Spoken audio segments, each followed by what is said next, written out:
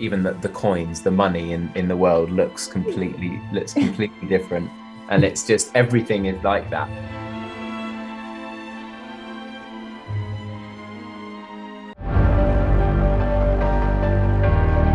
Is this true? Can you summon light?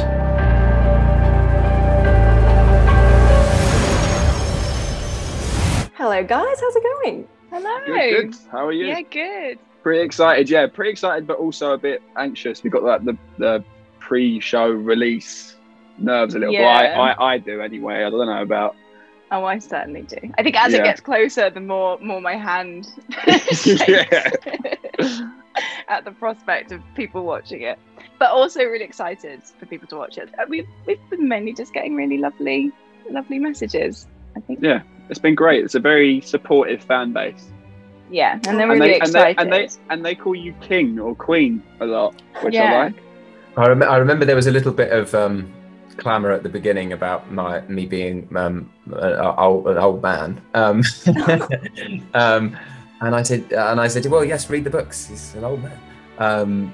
But in general, the reaction has been really loving and supportive, and they just really want to see these characters brought to life by people who care about them. And you could not. I promised them, meaning them, the book fans, that they couldn't have a group of people more passionate about telling the story. The only thing more powerful than you or me, the two of us together. Good girl. Now the work begins. So yeah, I read the books during the audition process, and then obviously we got the scripts. The first couple of scripts fairly early on, so got to really understand this character and how the show Alina is different from the books and things like that. So yeah, it was just a lot of reading on scripts and then getting to know all of each other. That was probably, I think, the most important thing for me. Certainly was getting to know our castmates. Yeah. I read the book. I think as I was sort of coming to this, it was the second chemistry read I started doing it that week that me and Jessie had, and then also Ben Barnes and I have the same manager, and I knew that he was thinking about playing General Kirigan, and he called me up and said, right, so Mal, he'd already read the books. He was like, Mal and Alina's story, we need to believe in this because it's like the heartbeat of the show. If we don't believe in that, then the show doesn't work. So I was like, all right, cool. Yeah, no pressure then. But yeah, Ben helped me out quite a bit actually. So thanks, Ben.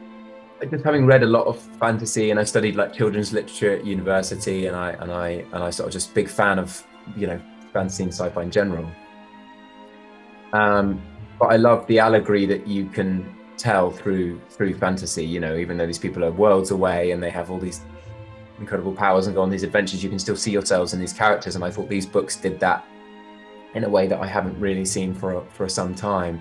But it also felt like a really fresh world. It felt like a bit late Harry Potter and a little bit Star Wars, or a bit Anna Karenina, or a bit Peaky Blinders sometimes, or even Ocean's 11 in the later books, kind of, this feel to it, but it doesn't really feel like any of those places. And there was such care and love went into the the way everything was done, from the music to the props, to the even the coins, the money in the world looks completely different.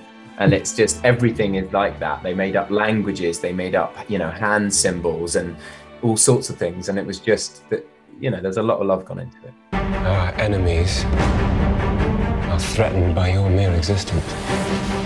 The whole world will be after you. The prize is 1 million Kruger. Bring me Alina Starkov. Am I a prisoner? All of Ravka is. Until you and I enter the fold and destroy it from within. Yeah, I think that's really exciting for people who have read the books, including the Six of Crows duology, is that everything you see in this season, at least, is prequel.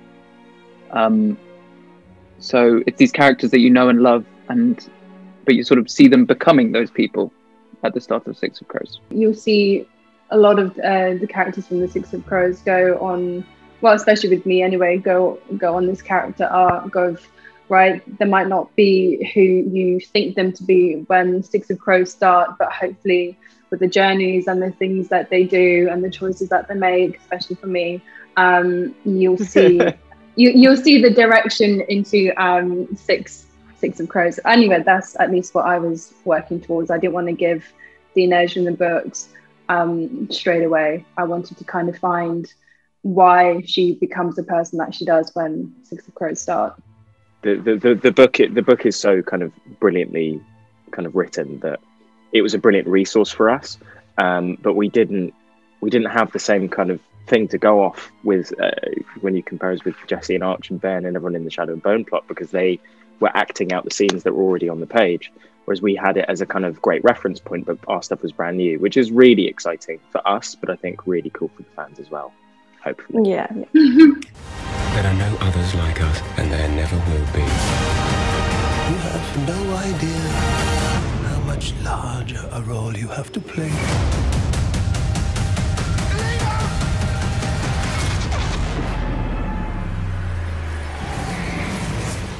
And a lot of smoke and fog, a lot of smoke and fog machines. There's a little bit of green screen at a point. Yeah. I think all the bits where we're looking at the fold, that was just, they had these enormous green screens that kind of that's kind of wrapped around whichever scene we were in. So I feel like, we're all looking at it and probably having very different thoughts about what it looked like. But then actually when we do see it in the show, it looked exactly how I was imagining it. So that was really cool. So you just finally terrifying. See it. Yeah. And how tall it is. And one of the crew would be shouting "Fulcra!" and then everyone would be on their guard suddenly. Yeah. That was what it was most of the time.